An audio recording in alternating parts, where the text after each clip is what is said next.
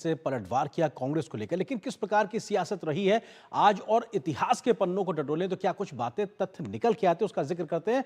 अंबेडकर के प्रति कांग्रेस के सच के लिहाज से अगर बात की जाए तो डॉक्टर अंबेडकर के खिलाफ एनएस काजोलकर को चुनाव लड़ाया था पंडित नेहरू ने, और ये अपने आप में एक ऐतिहासिक तथ्य है, उसका हम जिक्र कर रहे हैं। नेहरू के काजोलकर के लिए किया था चुनावी प्रचार और अंबेडकर की उसमें हार हुई थी, जबकि काजोलकर जो थे अंबेडकर के ही करीबी थे, लेकिन कांग्रेस की ओर से नेहरू के कहने पर उनके खिलाफ चुनाव लड़े थे और एक तरीके से पहले चुनाव में उनको हार मिली थी। बाबा साहब को कांग्रेस ने 2 बार चुनाव हरवाया, कोशिश की गई और बड़ा तेजी से एक तरीके से प्रचार किया गया कांग्रेस की ओर से। उसके बाद एक तरीके से चुनावी उनको हार मिली थी 2 लगातार चुनाव में बाबा साहब अंबेडकर को। कांग्रेस ने काजोलकर को दिया था पद्म भूषण सम्मान, जबकि उनको अंबेडकर साहब को सम्मान देने को लेकर लगातार कांग्रेस की ओर से यह आता रहा कि साहब उन्होंने उचित स्थान नहीं दिया, सम्मान नहीं दिया, लेकिन उनके विरोधी को पद्म भूषण सम्मान से भी एक तरीके से सम्मानित किया गया था जिन्होंने उनको चुनाव में हराया था।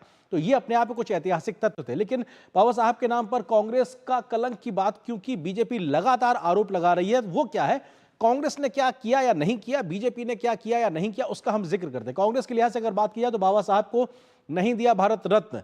बीजेपी समर्थित वीपी सिंह की सरकार के समय भारत रत्न बाबा साहब को दिया गया उनकी मृत्यु के 34 वर्षों के बाद में।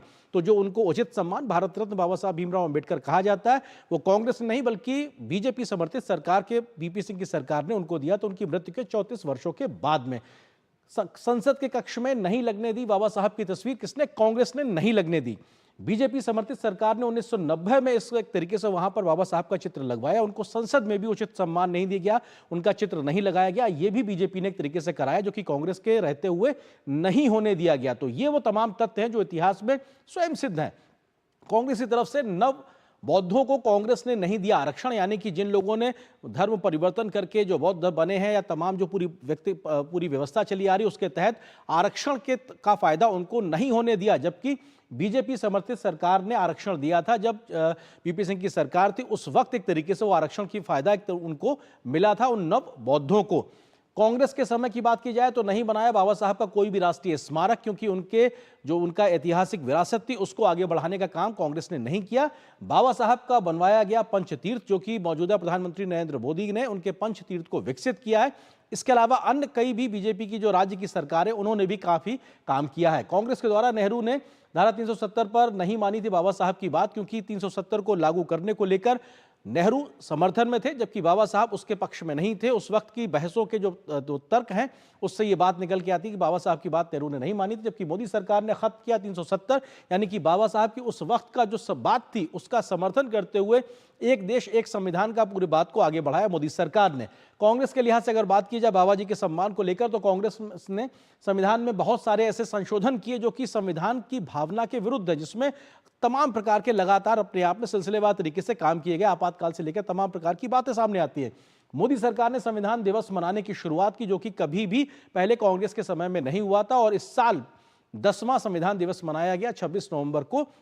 तो 2015 में एक तरीके से मोदी सरकार ने इसकी शुरुआत की। तो कांग्रेस ने क्या नहीं किया, बीजेपी ने क्या किया, उसका हम जिक्र करें। डॉक्टर अंबेडकर के दस्तावेज विचारों को प्रचार प्रसार नहीं किया गया। इसके साथ साथ पीएम मोदी ने दिल्ली में बनवाया अंबेडकर राष्ट्रीय स्मारक, तो यानी कि उनके विचारों को कहीं ना कहीं स्थान नहीं मिला इतिहास के पन्नों में, जबकि बीजेपी की ओर से उसको लगातार प्रयास किया गया और एक तरीके से दिल्ली या अन्य जगहों पर राष्ट्रीय स्मारक भी बनवाए गए हैं। तो ये वो तमाम बातें हैं जो बीजेपी लगातार कह रही है और गिना रही है।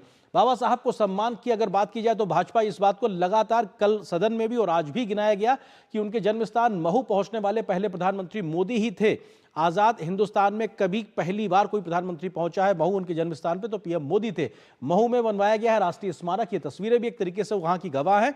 इसी प्रकार से बाबा साहब के पंचतीर्थ को पुनः स्थापित करने का काम भी मोदी सरकार ने, मौजूदा सरकार ने किया है। लंदन के घर को बनाया गया अंबेडकर स्मारक, जहां पर रह के लंदन में उन्होंने पढ़ाई की थी, समय बिताया था बाबा साहब अंबेडकर ने। उस घर को भी सरकार के माध्यम से उसका हक हासिल करने के बाद में उसको एक स्मारक बनाया गया अंबेडकर स्मारक के तौर पर।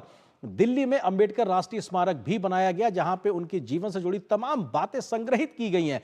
ये मौजूदा मोदी सरकार ने काम किया। इसी तरीके से नागपुर में दीक्षा भूमि का विकास भी मौजूदा मोदी सरकार ने किया है, जहां पर कई प्रकार के बाबा साहब की चीजों को सहेज के रखा गया है। दिल्ली के अलीपुर रोड स्थित महापरिनिर्वाण जो स्थल है उसका भी पुनर्विकास किया गया, जहां पे अंतिम समय में बाबा साहब रहते थे।